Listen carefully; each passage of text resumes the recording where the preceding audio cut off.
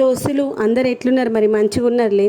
ఈరోజైతే ఇంట్లోనే మనము బయట మగ్గం వర్క్ చేసేటువంటి బ్లౌజ్ని ఇంట్లో ఉత్త సూది, మనము తూర్పై చేసుకునే సూది ఉంటుంది కదా, ఉత్త కుట్టుకునే సూది, ఆ సూది వాడుకుంటూ మనము ఒక అందమైన బ్లౌజ్ని అయితే కుట్టుకోవచ్చు. 2-3 వేలు అయితే మనము మిగిలించుకోవచ్చు. ఆ 2-3 వేల దానిలో మనం అంటే ఒక 100-150లో ఈ బ్లౌజ్ అయితే అయిపోతుంది. మిగిలిన డబ్బులతో ఇంకో చీర కొనుక్కొని దాన్ని కూడా బ్లౌజ్ వర్క్ చేసుకోవచ్చు. ఎట్లా చేస్తున్నా అంటే నేను గ్రీన్ కలర్ది ఇదైతే మనకి హాఫ్ పట్టు శారీ అనమాట. అయితే నేను ఇక్కడ ముందు మీకు హ్యాండ్స్కి వేసుకునే చూపిస్తున్నాను. బ్యాక్ నెక్ వేరే ప్యాటర్న్లో వేసుకున్నాను. హ్యాండ్స్కి అయితే ఇలా వేసుకున్నాను. ముందుగా ఏంటంటే మనము హ్యాండ్స్ ఏ డైరెక్షన్లో ఉంటుంది ఆ డైరెక్షన్లో ముందుగా నిలువు గీతలు గీసుకున్న తర్వాత క్రాస్గా గీతలు గీసుకున్నప్పుడు మనకి అవి బ్లాక్స్ లాగా వస్తాయి. అలా మనము చాక్ పీస్తో కానీ, లేదు అంటే బల్పం ఉంటుంది కదా, స్లేట్ పెన్సిల్, దాన్ని కొంచెం వాటర్లో డిప్ చేస్తే మనం గీతలు గీసుకున్నప్పుడు ఎన్ని రోజులైనా కానీ చెరిగిపోదు అనమాట. ఉత్తగా గీస్తేనైతే గీతలు పోతాయి. అయితే నేను ఇక్కడ చాక్ పీస్ నీళ్ళలో నానబెట్టేసుకొని గీసాను. అందుకే ఎన్ని రోజులైనా ఈ యొక్క గీతలు చెరిగిపోలేవు. స్కేల్ ఉంటుంది కదా, ఇనుప స్కేల్ పెట్టుకొని గీసుకోవాలి. అన్నీ ఒకటే సైజులో వచ్చేలాగా గీసుకోవాలి. అటు ఇటు వంకర పోకుండా కొంచెం ఓపికతో చేసుకున్నాం అనుకుని మంచిగా అయితే వస్తుంది. తర్వాత నేను దీనికోసం వాడినటువంటి మెటీరియల్స్ ఇదైతే మనకి గోల్డ్ థ్రెడ్ అనమాట. దీని లోపల ఏంటంటే మనకి పైన షైనింగ్ వస్తుంది, లోపల నార్మల్ థ్రెడ్ వస్తుంది. ఇది తీసుకున్నాను. తర్వాత వచ్చేసి ముత్యాలు తీసుకున్నాను, కొంచెం పెద్ద సైజు ముత్యం. తర్వాత ఇంకా చిన్న క్రిస్టల్స్ లాంటివి ఉండేది, ఆ యొక్క ముత్యాలు తీసుకున్నాను. తర్వాత గోల్డ్ బాల్స్ తీసుకున్నాను. అంటే ఆ యొక్క గోల్డ్ బాల్స్ హాఫ్ వస్తాయి కదా, అవి తీసుకొని కుట్టుకున్నాను. ఈ యొక్క బ్లౌజ్ వేసుకోవడానికి మనకైతే మొత్తం వర్క్ చేసుకోవడానికి నాకు ఒక 2-3 మంత్స్ పట్టినట్టుంది. ఎందుకంటే మనం ఇంట్లో పని చేసుకుంటూ పిల్లలను చూసుకుంటూ చదివిపిస్తున్న టైం ఉన్నప్పుడల్లా కుట్టుకునేదాన్ని. ఈ యొక్క గొలుసు కుట్టుకోవడానికి టైం పడుతుంది. ఎందుకంటే మన చేతితో కదా కుట్టేది. సన్నగా వస్తేనే గొలుసు మంచిగా ఉంటుంది, గొలుసు పెద్దగా వస్తే అంత అందంగా కనిపించదు. తర్వాత నేను ఇక సూదికి 2 వరుసలు దారం ఎక్కించుకున్నాను. మళ్ళీ దీంతో వచ్చిన తలనొప్పి ఏంటంటే కొంచెం గట్టిగా గుంజినామంటే తెగిపోయిందంటే పెద్ద తలనొప్పి. ఎందుకంటే మిగిలిన గొలుసు అంతా ఊసిపోతుంది. అటు అక్కడికి ఇడిచిపెట్టలేము, అట్లని ఇంకా ముందు తీసుకుపోలేము. కాబట్టి ఓపికతో చేయాలి.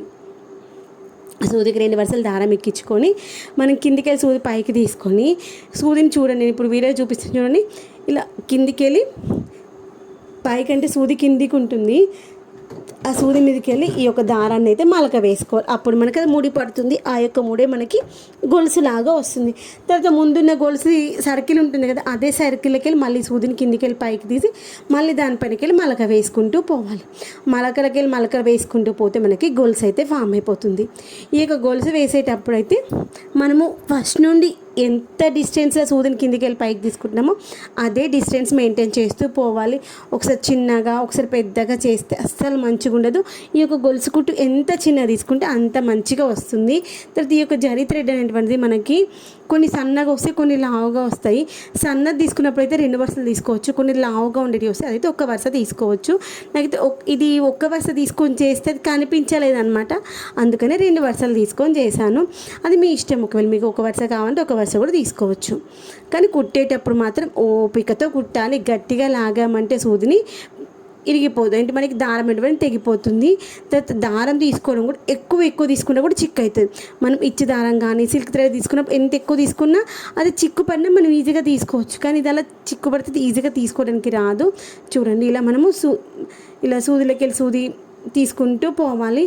తర్వాత ఏంటంటే సూదిలోకి వెళ్ళి దారం తీసి మనం అక్కడ ముడి వేసుకున్నప్పుడు కూడా అప్పుడప్పుడు దారాలు అనేటువంటి కొంచెం అటు ఇటు అవుతాయి అనమాట. మళ్ళీ ఆ దారాన్ని మనం అడ్జస్ట్ చేస్తూ మళ్ళీ ఇంకొక మలక వేసుకుంటూ ఫస్ట్ వేసిన ముడిని మంచిగా టైట్ చేసుకుంటూ పోవాలి. ఎక్కడైతే దారం అయిపోతుందో అప్పుడు సూదిని కిందికి అనేసుకొని మనము ముడి అయితే వేసుకోవాలి. తర్వాత మిగిలినవన్నీ అలానే బ్లాక్స్ అనేవి ఫిల్ చేసుకోవాలి. ఫిల్ చేసుకుంటే మనకి ఇలా వస్తుంది.